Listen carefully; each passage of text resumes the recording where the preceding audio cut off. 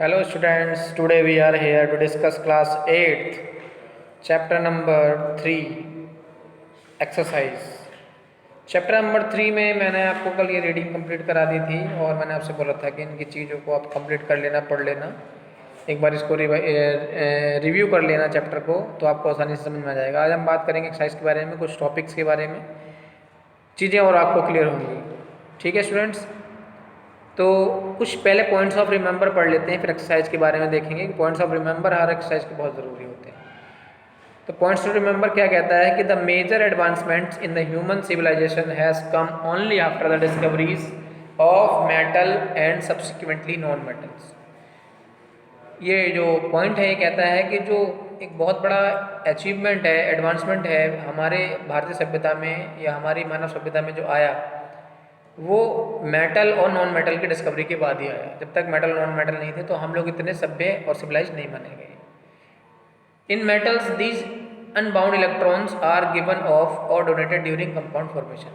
होता क्या है, मेटल्स जब भी कंपाउंड का फॉर्मेशन करते हैं तो अपने पास जो एक्स्ट्रा इलेक्ट्रॉन्स होते हैं ऊपर, उनको डोनेट कर देते हैं और दूसरे एलिमेंट से अटैच हो जाते हैं।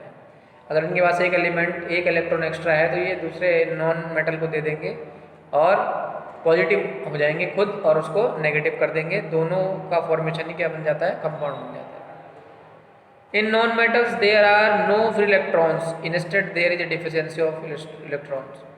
नॉन मेटल्स में मैंने अभी आपको बताया कि नॉन मेटल्स में कोई इलेक्ट्रॉन्स नहीं पाए जाते हैं। Metals are used for almost every aspects of our life, like in car, train, utensils, machinery, medical equipments, weapon etc। आप अपने घर में देखिए, आप अपने टेबल देखिए, अपने यूटेंसिल्स देखिए, वेपन्स देखिए, जो भी चीज़ें हैं सभी की सभी क्या है, मेटल से मिलकर के बनी हुई हैं। या तो वो मेटल होगा या फिर वो नॉन मेटल होगा। ठीक है ना, जो कि अर्थ से निकला हुआ है। Metals are generally solids at the room temperature. Metals जो हैं वो रूम टेम्परेचर पे हमेशा सॉलिड पाए जाते हैं। Non metals are found in the form of solid, liquid and और the gases at the room temperature. Non metals solid भी हो सकते हैं, लिक्विड भी हो सकते हैं और गैसेज भी हो सकते हैं। अच्छा, एक्सेप्शंस तो मेटल्स में भी है। मेटल्स भी रूम टेम्परेचर पर लिक्विड में भी हो सकता है और वैसा भी हो सकता है कि वो रूम टेम्परेचर पर उस पर आग लग जाए नॉर्मली। तो मेटल्स में भी एक्सेप्शंस हैं और नॉन मेटल्स में भी एक्सेप्शंस पाए जाते हैं। Metals react with oxygen, water, diluted acid and other salts. Metal oxygen से रिएक्शन करता है, वाटर से करता है, डाइल्यूटेड एसिड से करता है। ठीक है, कॉन्सेंट्रेटेड एसिड से नहीं करता है, डाइल्यूटेड एसिड से करता है, एंड अदर सॉल्ट्स और कुछ सॉल्ट से करता है। Non metals react with the oxygen to form non metals oxides. Non metal जब रिएक्शन करता है ऑक्सीजन से तो नॉन मेटल ऑक्साइड्स बनाता है। Non metal oxides are acidic और neutral in the nature. Non metal oxides जो होते हैं वो या तो एसिडिक होंगे या फिर न्यूट्रल होंगे। जैसे H2O है, हाइड्रोजन का एक नॉन मेटल है, और हाइड्रोजन के साथ जब ऑक्साइड अटैच होते हैं तो ये H2O बनाता है जो कि वाटर होता है। और वाटर क्या होता है आपका, न्यूट्रल होता है।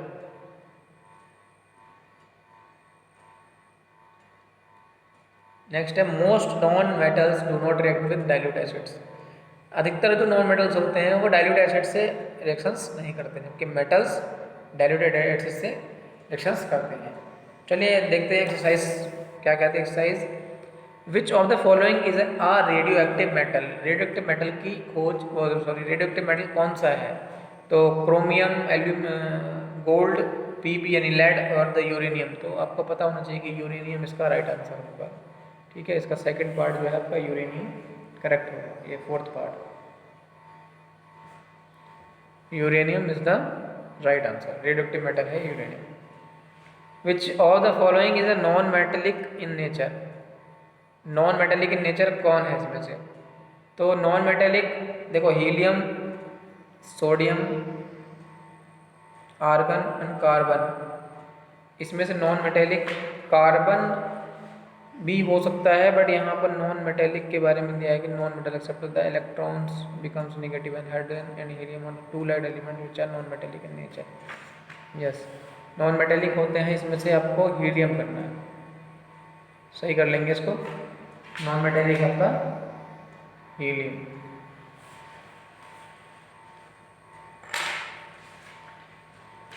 नेक्स्ट देखिए, which of these is the most reactive metal? Sodium सबसे ज़्यादा रिएक्टिव होता है, आप जानते हैं, it will catch the fire instantly. Aluminium is silver metal that is very light.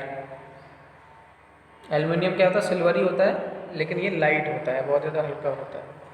अब आते हैं फिलिप्स पे, तो देखेंगे fill ups metals give off electron and become ions.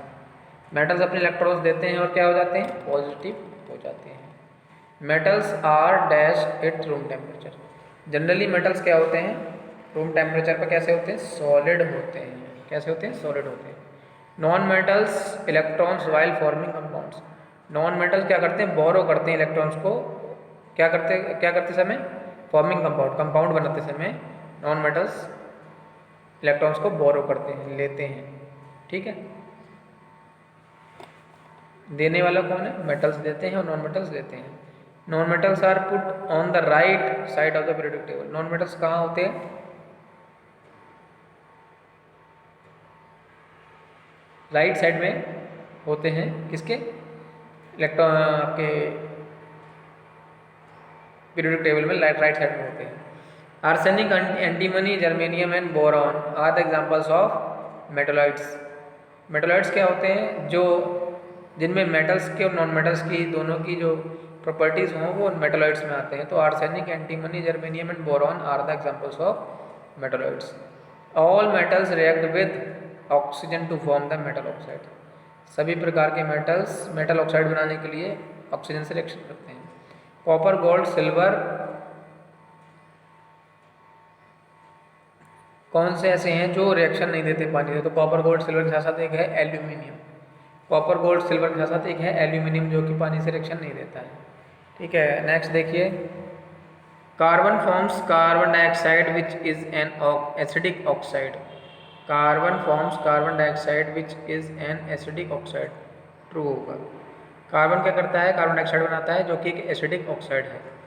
Metals are shown on the right side and centre of the periodic table. Metals अभी हमने देखा कि नॉन मेटल्स क्या होते हैं? राइट साइड में होते हैं। तो मेटल्स कहाँ होंगे? लेफ्ट में होंगे। यहाँ पर दे रखा राइट, तो ये क्या हो जाएगा? फॉल्स हो जाएगा। Hydrogen and helium are the two light element which are metallic in nature. तो अभी आपने देखा कि हीलियम जो होता है वो मेटेलिक नहीं होता है, तो क्या हो जाएगा? फॉल्स हो जाएगा।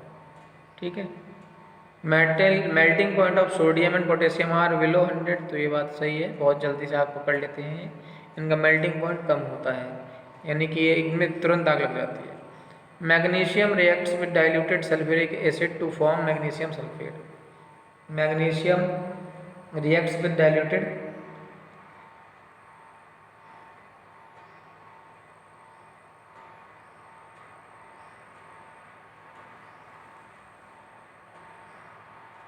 क्वेश्चन कह रहा है कि मैग्नीशियम रिएक्ट करता है डाइल्यूट सल्फ्यूरिक एसिड्स के साथ मैग्नीशियम सल्फेट बनाने के लिए? नहीं, मैग्नीशियम ऑक्साइड करता है रिएक्शन डाइल्यूट सल्फ्यूरिक एसिड्स के साथ, तब ये मैग्नीशियम सल्फेट बनता है।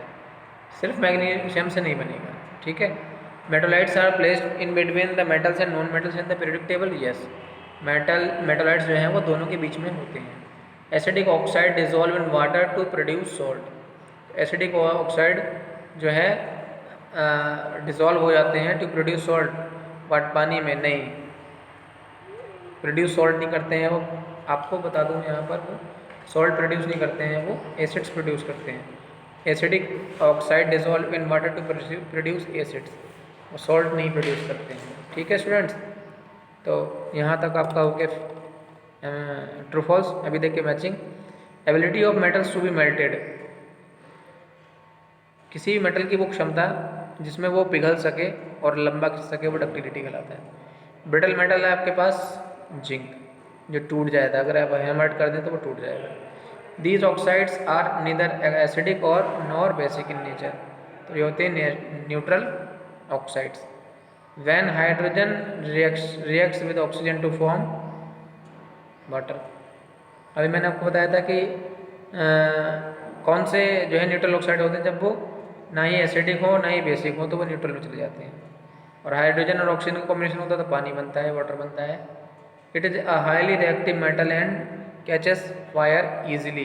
तो ये क्या होता है आपका सोडियम होता है, ठीक है, जो बहुत तेज़ी से आग पकड़ लेता है, सोडियम होता है। Okay students, short answer and very short and long question answers will complete in the next video. Till then, goodbye, keep smiling.